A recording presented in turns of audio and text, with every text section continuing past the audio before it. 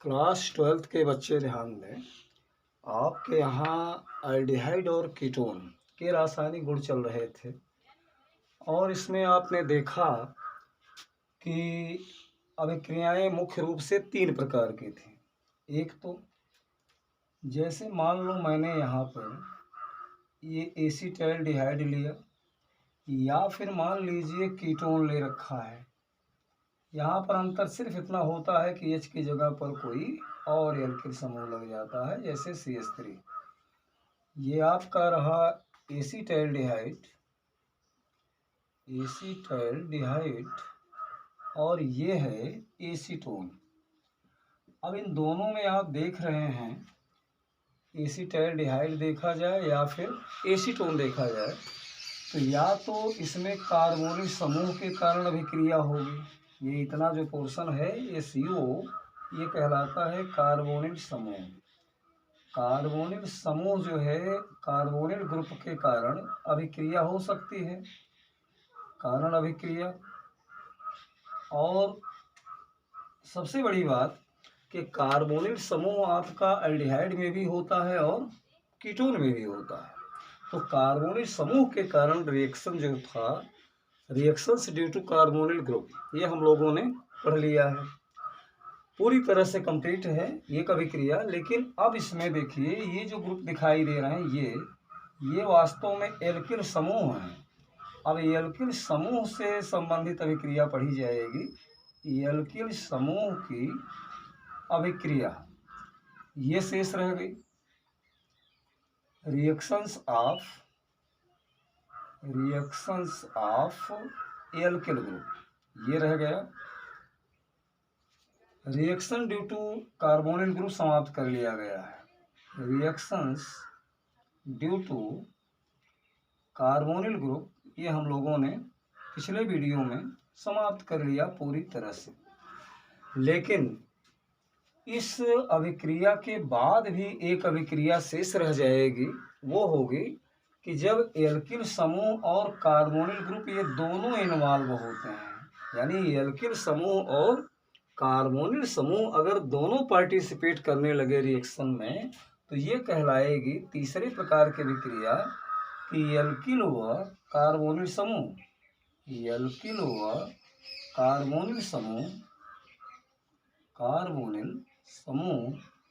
के कारण अभिक्रिया ये तीसरे प्रकार की अभिक्रिया बनती है। इसमें रिएक्शंस ड्यू टू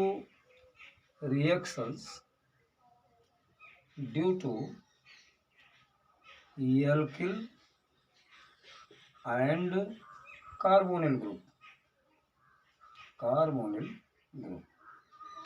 तो वास्तव में जब ये सभी क्रिया को हम लोगों ने पूरी तरह से, जो बहुत ही बड़ी अभिक्रिया हुआ करती थी, इसको हम लोगों ने फिनिश कर लिया है। तो आज चर्चा होगी इस वीडियो में reaction due to alkyl group, यानी एल्किल समूह दोनों में मौजूद है, एसीटैल्डिहाइड में भी है, एसीटोन में भी है, अर्थात एल्डिहाइड और कीटोन दोनों में एल्किल समूह पाया जाता है। एल्किल समूह अगर नहीं पाया जाता तो वो है HCH डबल बॉन्ड O, यानी फॉर्मेल्डिहाइड में सबसे छोटी एल्डिहाइड आपके पास फॉर्मेल्डिहाइड होती है। और फॉर्मेल्डिहाइड में आप देख रहे हैं केवल हाइड्रोजन मौजूद है, वहाँ कोई भी एल्किल समूह मौजूद नहीं है। अगर एल्किल समूह मौजूद नहीं है तो कन्फर्म है कि एल्किल समूह की जितनी भी अभिक्रियाएं होंगी आगे बताई जाएंगी, उसमें कहीं भी फॉर्मेल्डिहाइड पार्टिसिपेट नहीं कर सकता, क्योंकि उसके पास एल्किल समूह मौजूद ही नहीं है। और ये रिएक्शन बताने जा रहे हैं हम एल्किल समूह की अभिक्रिया या एल्किल समूह के कारण अभिक्रिया, reaction due to alkyl group. तो आज के इस वीडियो में इस अभिक्रिया के बारे में डिटेल चर्चा होगी और हम लोग चलें एल्किल समूह की अभिक्रिया के बारे में।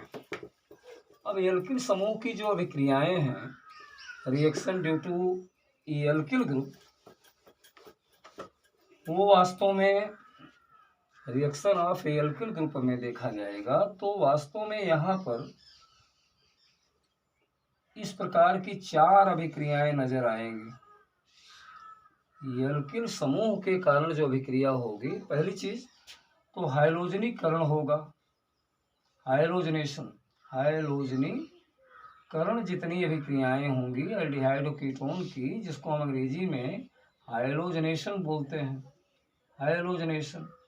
तो हाइलोजनेशन जो अभिक्रिया होगी वो एल्किल समूह के कारण अब होने जा रही है। दूसरी चीज इसमें बहुत ही इंपॉर्टेंट एक अभिक्रिया जो प्रायः बोर्ड में पूछा जाता है, बोर्ड एग्जाम में, हाइलोफार्म अभिक्रिया, बहुत ही इंपॉर्टेंट अभिक्रिया है हाइलोफार्म अभिक्रिया। वो हाइलोफार्म जो रिएक्शन होता है, हाइलोफार्म रिएक्शन, ये अभिक्रिया भी वास्तव में एल्किल समूह के कारण ही होगी। तीसरी अभिक्रिया जो इसमें होती है वो है SO2Cl2, जिसको कहते हैं सल्फ्यूरिल क्लोराइड। सल्फ्यूरिल क्लोराइड के साथ अभिक्रिया अगर पढ़ेंगे आप तो ये अभिक्रिया भी एल्किल समूह के कारण ही संपन्न होती है। इसी प्रकार से एक अभिक्रिया है सेलेनियम ऑक्साइड, सेलेनियम ऑक्साइड द्वारा ऑक्सीकरण, ऑक्सीडेशन बाई सेलेनियम ऑक्साइड। तो इस प्रकार से 3 प्रकार की अभिक्रियाएं, 4 प्रकार की हैं जो एल्किल समूह की मौजूदगी में ही संपन्न होती हैं। पहली चीज हाइलोजनेशन, दूसरा चीज हाइलोफार्म रिएक्शन, तीसरा रिएक्शन विद सल्फ्यूरिल क्लोराइड, और नेक्स्ट है ऑक्सीडेशन बाई सेलेनियम ऑक्साइड। तो ये 4 अभिक्रियाओं को पढ़ने के लिए इन चारों को हम एक एक करके बताने जा रहे हैं। ये 4 अभिक्रियाएं होती हैं एल्किल समूह के कारण, जिसमें पहली अभिक्रिया आप हाइलोजनीकरण देखेंगे, हाइलोजनीकरण। अब ये हाइलोजनीकरण कैसे होता है? हाइलोजनीकरण के लिए हाइलोजनेशन, जैसे कि नाम से ही कन्फर्म है कि हाइलोजन का कहीं न कहीं जुड़ना, यही क्रिया कहलाती है हाइलोजनीकरण। अर्थात तो एल्डिहाइड और कीटोन में अगर कहीं हाइलोजन जुड़ जाए तो इसका मतलब उस रिएक्शन का नाम होगा halogenation. Addition of halogen with aldehyde और कीटोन कॉल्ड एज हाइलोजनेशन। अब हाइलोजनेशन के लिए अल्फा हाइड्रोजन चाहिए, जैसे उदाहरण के लिए CH3 हुआ, ये CH हुआ, ये O हुआ, ये फार्मूला किसका होगा? एसीटैल्डिहाइड का। ये एसीटैल्डिहाइड है और आप जानते हैं एसीटैल्डिहाइड के अंतर्गत ये पूरा जो इतना ग्रुप है CHO ग्रुप, ये कहलाता है एल्डिहाइड ग्रुप। अब किसी भी ग्रुप के सामने जो आने वाला कार्बन होगा वो अल्फा कार्बन होगा और उससे जुड़े हुए जितने हाइड्रोजन है they are alpha hydrogen. Clear है? तो ये अल्फा हाइड्रोजन वास्तव में यह एक या सभी तीनों भी विस्थापित हो सकते हैं, लेकिन एक एक करके होंगे। अगर मान लीजिए कि मैं 3Cl2 से डायरेक्ट रिएक्शन करा देता हूँ क्लोरीन से, तो इसका मतलब ये हुआ कि ये तीनों अल्फा हाइड्रोजन यहाँ से एक साथ चले जाएंगे, चूंकि मैंने क्लोरीन का अधिक ले लिया है एक्सेस अमाउंट में।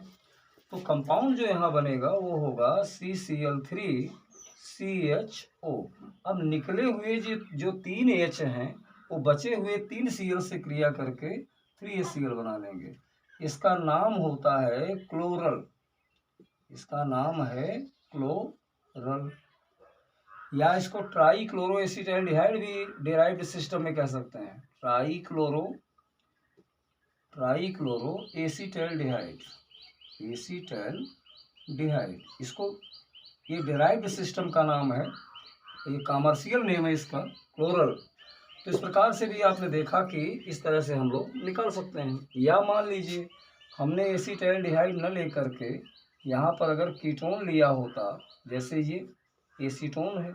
अब एसीटोन पर अगर मान लीजिए मैं वही क्रिया करा दूं उसी प्रकार से 3Cl2 से क्लोरीन से, तो कन्फर्म है कि इसके पास यहाँ से देखिए ये CO ग्रुप है, कीटोनिक ग्रुप। अब ग्रुप के ठीक बाद आने वाला कार्बन अल्फा कार्बन और associated hydrogen called as alpha hydrogen.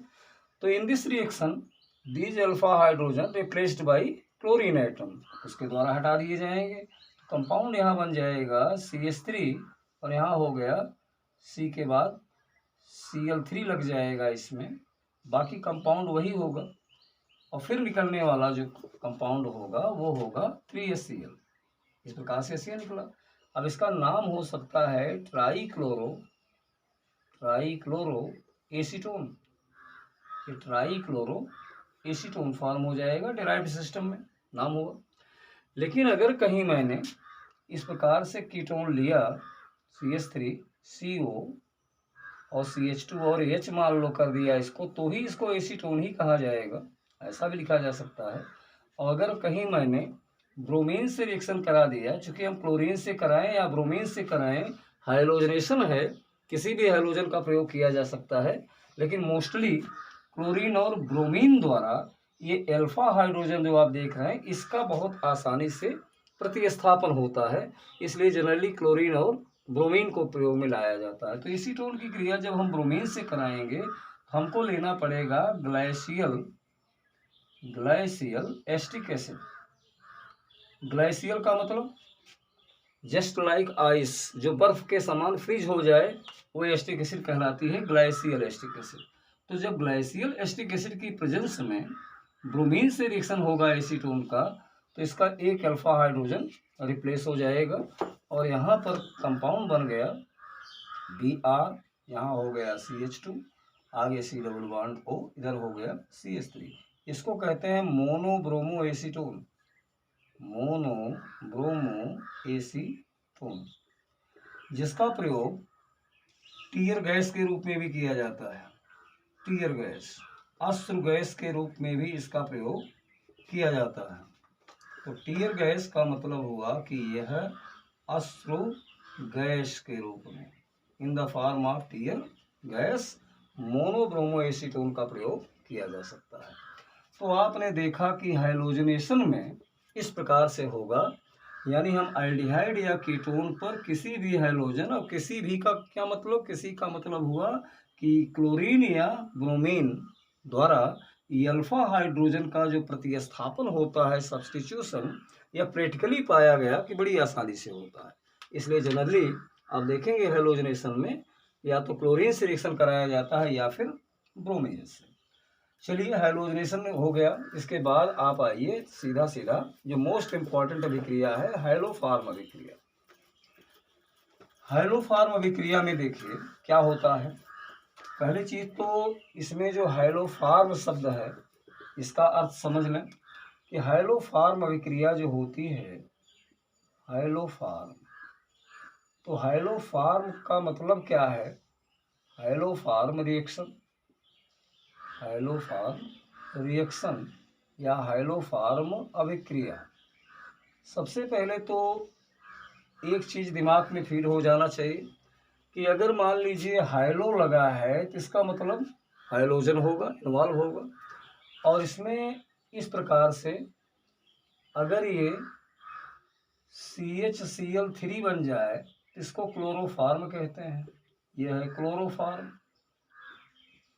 अगर CHBr3 इसमें बनता है तो ये ब्रोमोफॉर्म होगा, ब्रोमोफॉर्म।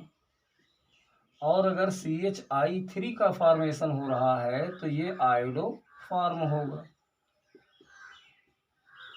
इस प्रकार से इन तीनों को अगर कलेक्टिवली देखा जाए तो शॉर्ट में इसी का एक नाम हाइलोफॉर्म हो गया। इसका मतलब कि हाइलोफॉर्म अभिक्रिया में क्लोरोफॉर्म भी बन सकता है, ब्रोमोफॉर्म भी बन सकता है और आयोडोफॉर्म भी बन सकता है। तीनों के बनने की संभावनाएं रहेंगी, लेकिन आयोडोफॉर्म का चूंकि पीला अवक्षेप होता है, येलो प्रेसिपिटेट होगा इसका, येलो प्रेसिपिटेट, इसका जो प्रेसिपिटेट होगा वो येलो प्रेसिपिटेट होगा। इसलिए प्रैक्टिकली अगर देखा जाए तो आयोडोफॉर्म ज़्यादा स्पष्ट होता है। ब्रोमोफॉर्म और क्लोरोफॉर्म अगर बन भी गए तो चूंकि ये कलरलेस होते हैं तो इनको आइडेंटिफाई करना बड़ा कठिन होता है। लेकिन जो नाम दिया गया हाइलोफॉर्म, इसका मतलब कि क्लोरोफॉर्म, ब्रोमोफॉर्म, आयोडोफॉर्म बनने की संभावना तीनों की होगी। लेकिन जो टेस्ट किया जाता है उसको कहते हैं आयोडोफार्म का बनना ज़्यादातर दिखाया जाता है और इसीलिए इस परीक्षण का नाम भी हो जाता है कि आयोडोफार्म परीक्षण। आयोडोफार्म के बनने को हम लोग आयोडोफार्म परीक्षण भी कहते हैं। यानी कुल मिला करके किसी भी एल्डिहाइड कीटोन का जो टेस्ट है वो आयोडोफार्म परीक्षण द्वारा किया जा सकता है। विशेष चीज, अब प्रश्न ये पैदा होता है कि हाइलोफार्म अभिक्रिया किस में पाई जाती है। बहुत अच्छा प्रश्न है कि हाइलोफार्म अभिक्रिया को रिप्रेजेंट कौन कौन कार्बनिक यौगिक हैं जो करते हैं। तो एक चीज तो याद रखिए कि इस अभिक्रिया को एल्कोहल भी दर्शाते हैं, जैसे एथिल एल्कोहल। एथिल एल्कोहल जो है, जो कि एक प्राथमिक एल्कोहल है, प्राइमरी एल्कोहल है, पढ़ चुके हैं प्राथमिक एल्कोहल, यह भी रिप्रेजेंट करेगा हाइलोफार्म अभिक्रिया को।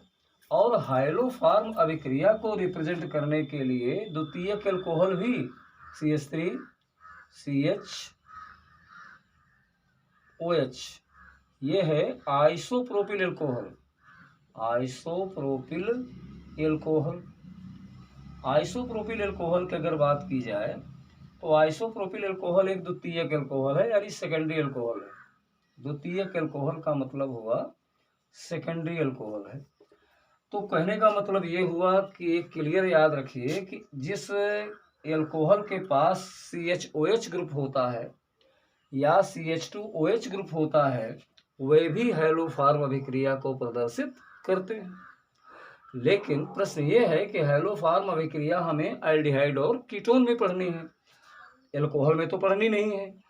तो कुल मिला करके अगर मैं इसी अल्कोहल का ऑक्सीकरण कर देता हूं और नवजात ऑक्सीजन कहाँ से आई, K2Cr2O7 प्लस H2SO4। कई बार रिएक्शन में बताया गया कि ये दोनों आपस में क्रिया करके नेसेंट ऑक्सीजन को प्रोवाइड कर देंगी। तो जब नेसेंट ऑक्सीजन मिल गई, नवजात ऑक्सीजन मिल गई अल्कोहल को, तो इसका मतलब कि एक H यहाँ से रिलीज हो जाएगा और एक अल्फा हाइड्रोजन चला आएगा O के पास। तो कंपाउंड वहाँ क्या शेष बचा, CH3CHO बचा और ये H2O रिलीज हो जाएगा। इसका मतलब कि प्राइमरी अल्कोहल जो है वो चूंकि एसिटाल्डिहाइड दे सकते हैं। और इसी प्रकार से अगर इसका ऑक्सीकरण कराया जाए उन्हीं परिस्थितियों में, सेम कंडीशन में, तो ये भी कंपाउंड आपका देखिए इस प्रकार से CH3 double bond O acetone में कन्वर्ट हो जाएगा। तो एल्डिहाइड और एसीटोन बनते ही उसी से हैं, प्लस H2O बन जाएगा। अब एक चीज़ तो कन्फर्म है कि अगर हम इसका स्ट्रक्चरल फार्मूला लिख दें इस वाले एसिटाल्डिहाइड का, तो C डबल बॉन्ड O करके हम आप H ऐसा लिख सकते हैं। तो एक चीज़ कन्फर्म हो गया कि वही एसिटाल्डिहाइड या कीटोन इस अभिक्रिया को रिप्रेजेंट करेंगे हाइलोफार्म, जिसके पास CH3CO समूह होगा। अब CH3CO समूह जो होता है ये, इसको कहते हैं methyl ketonic group. Methyl ketonic group. अब मेथिल कीटोनिक समूह का पाया जाना ये कंपलसरी होता है।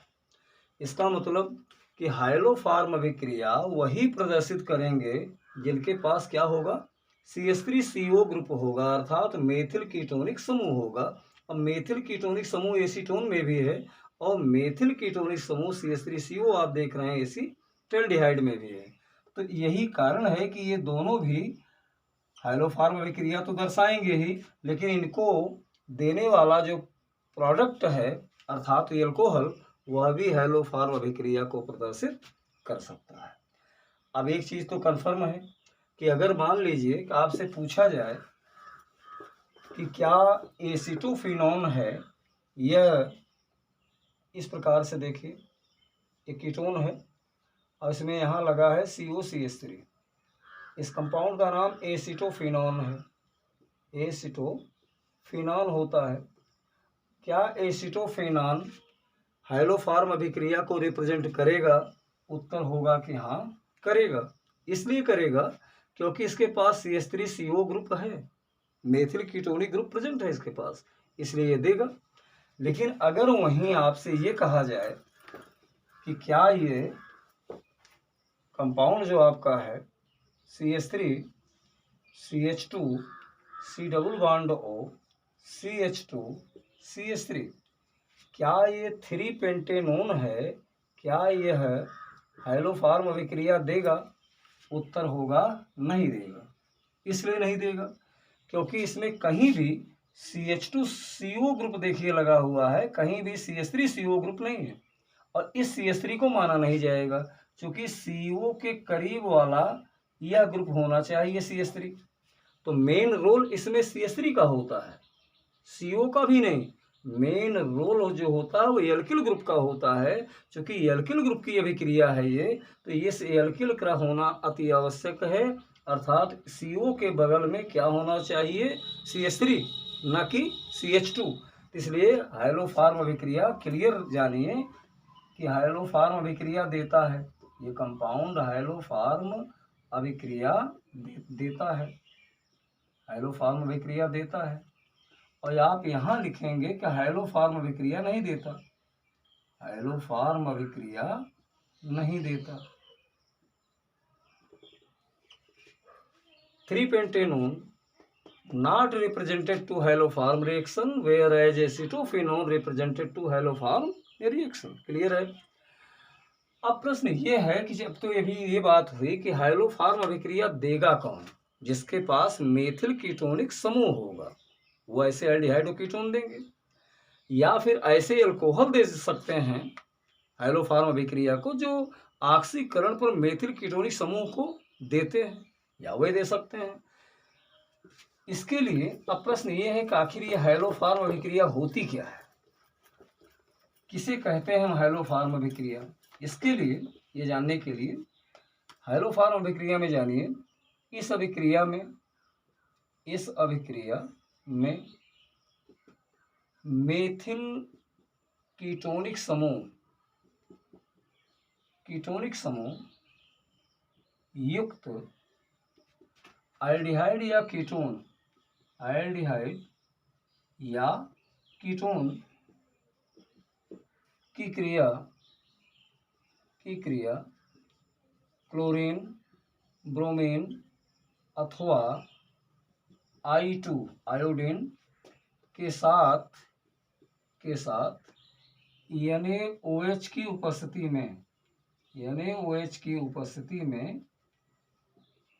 में कराई जाती है, जिससे क्लोरोफॉर्म, ब्रोमोफॉर्म CHBr3 या CHI3 बनते हैं। विशेष चीज ये होता है हाइलोफॉर्म अभिक्रिया में। अगर ये पूछा जाए कि हाइलोफॉर्म अभिक्रिया क्या है, व्हाट इज हाइलोफॉर्म रिएक्शन, अगर ये क्वेश्चन आता है व्हाट इज हाइलोफॉर्म रिएक्शन, तो इसका आंसर क्या होगा कि इस अभिक्रिया में मेथिल कीटोनिक समूह युक्त एल्डिहाइड या कीटोन की क्रिया क्लोरीन, ब्रोमीन अथवा आयोडीन के साथ NaOH की उपस्थिति में कराई जाएगी, जिससे क्लोरोफॉर्म, ब्रोमोफॉर्म या आयोडोफॉर्म बनेंगे। इसी रिएक्शन को कहा जाएगा हाइलोफॉर्म अभिक्रिया।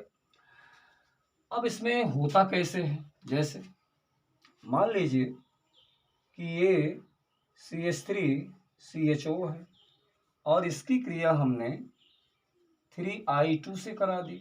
सपोज करो इनमें तीनों में से कोई एक लेंगे, अगर हम I2 से करा रहे हैं तो इसका मतलब आयोडोफॉर्म बनेगा, ये कन्फर्म है। अगर मैं ब्रोमीन से कराऊंगा तो ब्रोमोफॉर्म बनेगा, क्लोरीन लेता हूं तो क्लोरोफॉर्म बनेगा, सिस्टमिक जैसा है।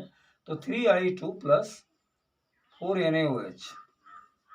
यहाँ पर ये विशेष चीज होगी कि आप हाइड्रोजन का 3 मोल लेंगे और NaOH का 4 मोल लेंगे इस अभिक्रिया में। कारण यह है कि यहाँ से CHI3 बन जाएगा जो कि आयोडोफॉर्म है, इसका पीला अवक्षेप होगा, आयोडोफॉर्म बनेगा।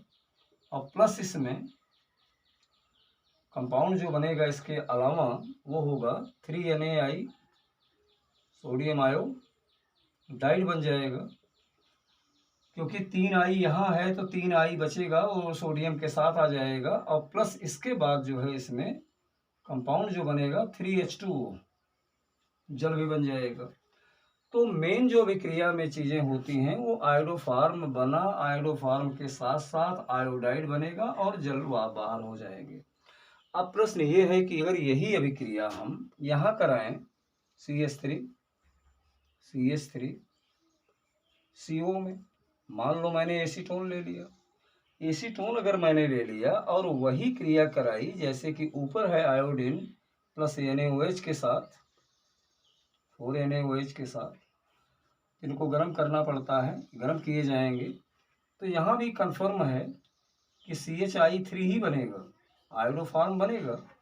अंतर कहाँ जाएगा? अंतर ये होगा कि यहाँ पर, यहाँ से जो कंपाउंड होगा वो यहाँ से जल न निकल करके HCOONA बन जाएगा, क्योंकि सोडियम यहाँ पर 4 लिया गया, यहाँ 3 Na है और सोडियम फार्मेट भी बनना चाहिए, इसमें सोडियम फार्मेट बन जाएगा, लेकिन अंतर यहीं पर आ जाएगा, ये बन जाएगा CH3COONA, यानी अम्ल का कोई सोडियम लवण बनता है, सोडियम एसीटेट यहाँ बन जाएगा, सोडियम एसीटेट, क्योंकि यहाँ से CH3COO हो जाएगा और यहाँ तो एक CH3 था तो उसमें इन्वॉल्व हो गया वो आयोडोफार्म बनाने में, तो ये अंतर ये होगा, प्लस 3 NaI तो बनेगा, सोडियम आयोडाइड बनेगा।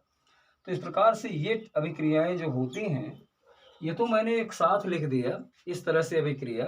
दरअसल ये अभिक्रिया कई चरणों में होती है। अगर हम मैकेनिज्म पर जाएं कि क्या हुआ होगा जब आयोडीन और NaOH की आपस में क्रिया हुई होगी, तो इस मैकेनिज्म पर जब जाया जाए तो चीज़ें बहुत क्लियर हो जाएंगी कि हाइलोफार्म रिएक्शन में एक्चुअली होता क्या है। तो देखिए, हम मैकेनिज्म के बेस पर आपको समझाने का प्रयास करते हैं। एल्कोहल लेते हैं यहाँ, चूँकि कुछ एल्कोहल भी ऐसे हैं जो आयोडोफार्म परीक्षण देते हैं और शुरुआत वहीं से होती है। ये एल्डिहाइड और कीटोन तो ऑक्सीकरण उत्पाद होते हैं एल्कोहल के, ये तो बाद में आ जाते हैं, दरअसल शुरुआत वहीं से होगी।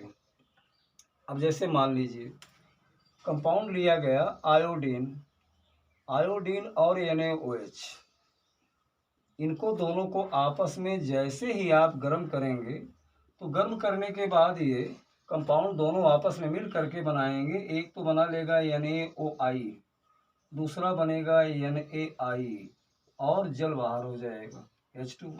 इसका नाम सोडियम आयोडेट है, सोडियम आयोडेट है, और इसका नाम तो सभी जानते हैं सोडियम आयोडाइड है।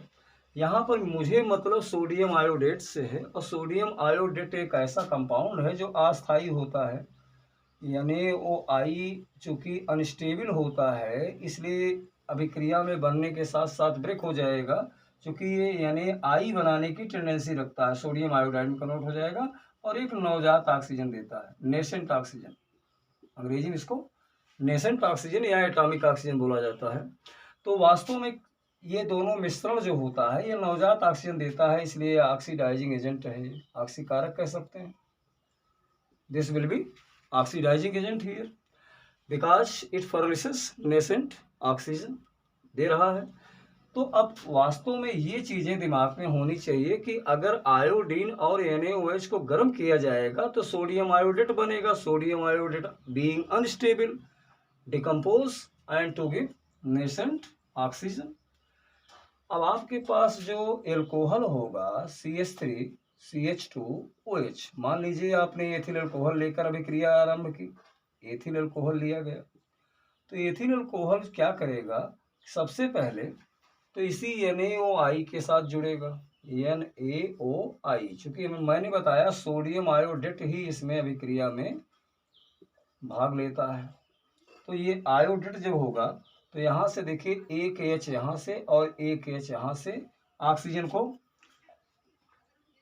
के साथ आ जाएगा, और NaI तो जब देख रहे हैं ब्रेक होता है, टूट जाएगा, तो ये कंपाउंड बन जाएगा CH3CHO बन गया एसीटाइलडिहाइड, और यहाँ से जो कंपाउंड बना वो क्या बन जाएगा, यहाँ से NaI के बाद H2O, यहाँ से NaI बन जाएगा, और दूसरी चीज़ क्या बन जाएगा इसमें H2O, क्योंकि निकला हुआ जो हाइड्रोजन है वो ऑक्सीजन को ग्रहण करके H2O में कन्वर्ट हो गया, और आपके पास अब ये एल्कोहल बदल गया एसीटाइलडिहाइड में।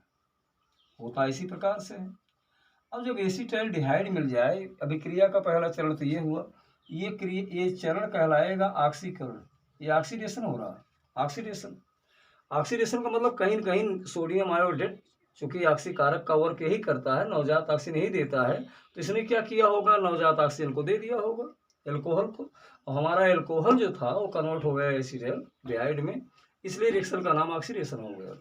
दूसरी चीज, अब इसके बाद जो है जब एसिटाल्डिहाइड बन ही गया तो फिर 3 अणु NaOI का और इसके साथ आ जाता है सोडियम आयोडेट।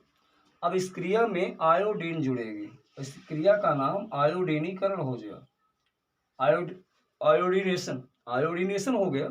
अब इसमें 3 आई है, वो 3 अल्फा हाइड्रोजन को रिप्लेस कर देती है, तो कंपाउंड ये बन जाएगा CI3CHO।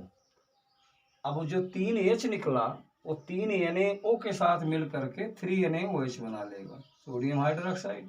ये अब कंपाउंड बन गया आयोडल, ये कंपाउंड का नाम आयोडल हो गया। इसके बाद जब आयोडल बन जाता है तो इसके साथ NaOH भी ऑब्टेंड हो रहा है। तो ये वास्तव में अगले चरण में क्या करता है, ये अगले चरण में CI3CHO जो है, यह जब NaOH के साथ होगा तो इसका अपघटन हो जाता है, यानी CC बांड ये ब्रेक हो जाएगा। यहाँ से जब ये बांड ब्रेक हुआ और NaOH ने अपना H प्रोवाइड कर दिया होगा तो ये CHI3 बन गया। यही है आयोडोफार्म, इसी को कहते हैं आयोडोफार्म परीक्षण। और प्लस आगे क्या बचा, आगे बचा है HCOONA, यानी सोडियम फॉर्मेट बन गया। HCOONA को हम कहते हैं सोडियम फॉर्मेट। तो क्रिया वास्तव में अगर हम मैकेनिज्म के बेस पर देखें तो ये क्रिया अपघटन कहलाएगी। डिकम्पोजिशन, कौन डिकम्पोजिशन किया हुआ किसका, आयोडल का, CC बांड ब्रेक हो गया, ये डिकम्पोजिशन हो रहा है। तो क्रिया कितने चरणों में पूरी हुई, आयोडोफार्म परीक्षण 3 चरणों में। पहले एल्कोहल अगर लेते हैं तो उसका ऑक्सीडेशन होगा, अगर एल्कोहल से शुरू कराएंगे तो, और नहीं तो एल्डिहाइड और कीटोन पर ही अगर बात हो जाएगी तो आयोडीनेशन होगा और डिकम्पोजिशन होगा। केवल 2 ही स्टेप होंगे इसमें। इस प्रकार से हमें प्राप्त होता है आयोडोफार्म। यही है आयोडोफार्म परीक्षण। अब आयोडोफार्म जो होगा वो पीले रंग का पदार्थ होता है, पीला और छेप इसका होता है, इसलिए इसको हम येलो प्रेसिपिटेट पहचान लेते हैं कि ये आयोडोफार्म बन गया होगा हमारा। चलिए, अब आयोडोफार्म परीक्षण तो हो गया। अब आयोडोफार्म परीक्षण के बाद जो है हम लोग चलेंगे, अपनी 2 अभिक्रियाएं अभी और बाकी हैं। वो है पहली अभिक्रिया, इसके बाद कौन सी बाकी है, इसके बाद होगी सल्फ्यूरिल क्लोराइड के साथ अभिक्रिया, reaction with sulphuryl chloride. Sulphuryl chloride, SO2Cl2 को सल्फ्यूरिल क्लोराइड कहते हैं। सल्फ्यूरिल क्लोराइड, सल्फ्यूरिल क्लोराइड के साथ अभिक्रिया, यानी हमारे एल्डिहाइड और कीटोन अब क्रिया करने जा रहे हैं सल्फ्यूरिल क्लोराइड के साथ। रिएक्शन विद सल्फ्यूरिल क्लोराइड, देखिए मान लीजिए कि अपने पास CH3CHO है और इसमें हमने इसको SO2Cl2 के साथ रिएक्शन करा दिया, गर्म कर दिया, तो कन्फर्म है कि इसमें से एक जो अल्फा हाइड्रोजन है वो रिप्लेस हो जाएगी, और अगर एक अल्फा हाइड्रोजन यहाँ से गई तो यहाँ से एक Cl जा करके एडजस्ट हो जाएगा, मोनोक्लोरो व्युत्पन्न बनेगा इसमें। ये हो जाएगा Cl, यहाँ हो गया CH2, यहाँ हो गया Cl के बाद CH2, और एक monochloro acetaldehyde, monochloro acetaldehyde form हो जाता है, मोनोक्लोरो एसिटाल्डिहाइड का फॉर्मेशन हो गया। और उसके बाद क्या हुआ, ये निकला हुआ जो एक H है बचे हुए Cl से क्रिया करके HCl बना लेगा, और SO2 तो सीधी सीधी ये सल्फर डाइऑक्साइड गैस रिलीज हो जाएगी। तो अगर एसिटाल्डिहाइड लेते हैं तो ये क्रिया होगी। अगर मान लीजिए कि हमने कीटोन लिया होगा CH3 C डबल बॉन्ड हो, ये तो आप एसिटाल्डिहाइड जानिए कि एसिटाल्डिहाइड है, उस पर क्रिया मैंने कराई सल्फ्यूरिल क्लोराइड की, और यहाँ पर मैं अब SO2Cl2 की क्रिया सल्फ्यूरिल क्लोराइड कहते हैं इसको, सल्फ्यूरिल क्लोराइड के साथ कराने जा रहा हूँ। किस पर, एसीटोन के साथ। अब एसीटोन को गर्म किया जाएगा जब, सल्फ्यूरिल क्लोराइड के साथ, तो क्रिया वही होगी कि कीटोनिक समूह के साथ जुड़ा हुआ कार्बन अल्फा कार्बन और साथ जुड़े हुए हाइड्रोजन अल्फा हाइड्रोजन, तो अल्फा हाइड्रोजन एक निकलेगा, वहीं पर एक Cl जुड़ेगा, बाकी सब कंपाउंड वैसे रहेंगे Cl CH2, बाकी यहाँ से CH3 हो जाएगा ये, और यहाँ डबल बॉन्ड O। इसको मोनोक्लोरो एसीटोन कहेंगे, मोनोक्लोरो एसीटोन बोला जाएगा क्योंकि एसीटोन का डेरिवेटिव है। और प्लस इसमें वही कंपाउंड निकलेंगे HCl और SO2 सल्फर डाइऑक्साइड। तो इस प्रकार से आपने देखा कि जब कभी एल्डिहाइड और कीटोन की क्रिया सल्फ्यूरिल क्लोराइड के साथ कराई जाएगी तो कहीं न कहीं एल्किल समूह ही पार्टिसिपेट कर रहा है। आप पढ़ रहे हैं एल्किल समूह की अभिक्रिया, तो एल्किल समूह का रोल ज़्यादा होगा, यहाँ CO का कोई रोल नहीं होगा, केवल एल्किल समूह की अभिक्रिया है। आगे एक अभिक्रिया और इसमें बचती है, वो है सेलेनियम ऑक्साइड के साथ, सेलेनियम ऑक्साइड के साथ ऑक्सीकरण, ऑक्सीडेशन तो होने जा रहा है किसका, एल्डिहाइड और कीटोन का, लेकिन अब इसमें एज ऑक्सीडाइजिंग एजेंट मैं क्या प्रयोग करने वाला हूँ, सेलेनियम ऑक्साइड।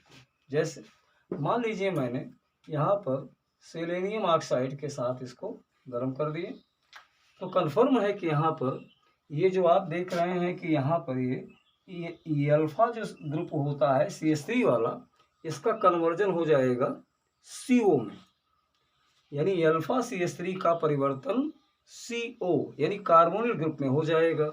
अभी इसको करने के लिए कन्फर्म है कि यहाँ से हमें कम से कम 2 अल्फा हाइड्रोजन को ऑक्सीजन देना पड़ेगा, एक ऑक्सीजन दे दिया, अब एक ऑक्सीजन जो बचेगी वो जा करके बदले में जुड़ जाएगी। बाकी कंपाउंड ऐसा रखिए तो ये हो जाएगा कंपाउंड आपका कौन सा, ये हुआ CHO सिंगल बॉन्ड CHO, इसको कंपाउंड को कहा जाता है ग्लाइऑक्सल, इसको कहते हैं ग्लाइऑक्सल बन गया। अब क्या क्या निकला उसमें से, जो 2H यहाँ से जाने वाले हैं, ये 2H वो तो ऑक्सीजन को ग्रहण करेंगे, यहाँ से H2O बन जाएगा, और दूसरी चीज सेलेनियम कहा जाएगा, सेलेनियम ब्रेक होकर के बाहर चला जाएगा, सेलेनियम निकल गया। अब अगर यही अभिक्रिया मैं यहाँ पर कीटोन में करा दूं, सेलेनियम ऑक्साइड के साथ ही ऑक्सीडेशन कराया जाए, तो कंपाउंड क्या बनेगा, क्लियर जान लीजिए। यहाँ पर CH3CO में ग्रुप के पास ये अल्फा कार्बन यही है, अल्फा CH3, और अल्फा CH3 जो ये होता है वास्तव में इसी अल्फा CH3 का परिवर्तन CO समूह में होगा।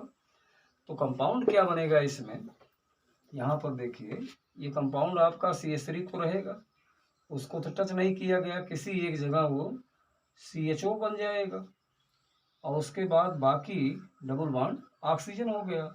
इसको कहते हैं मेथिल ग्लाइऑक्सल, मेथिल ग्लाइऑक्सल बनेगा, मेथिल ग्लाइऑक्सल बन गया, प्लस वही H2O बाहर और सेलेनियम बाहर हो गया। तो इस प्रकार से आपने देखा कि अगर एल्डिहाइड और कीटोन का ऑक्सीडेशन होना है और ख़ास तौर से उसके एल्किल ग्रुप का ऑक्सीडेशन होगा, तो कहीं न कहीं वो जो है CH3 का परिवर्तन CHO में हो रहा है। अब CHO में CO ऑलरेडी इन्वॉल्व है, तो इस प्रकार से कहीं कहेंगे कि अल्फा CH3 ग्रुप का CHCO समूह में परिवर्तन हो जाता है, जिससे ग्लाइऑक्सल यानी कुल मिलाकर के डाई कार्बोनिल यौगिक। आप अगर इन दोनों को एक नाम देंगे तो कहेंगे भैया ये डाई कार्बोनिल यौगिक बन रहा है, डाई कार्बोनिल यौगिक का फॉर्मेशन है, डाई कार्बोनिल कंपाउंड्स फॉर्म होते हैं जब कभी सेलेनियम ऑक्साइड के साथ क्या होता है, ऑक्सीकरण।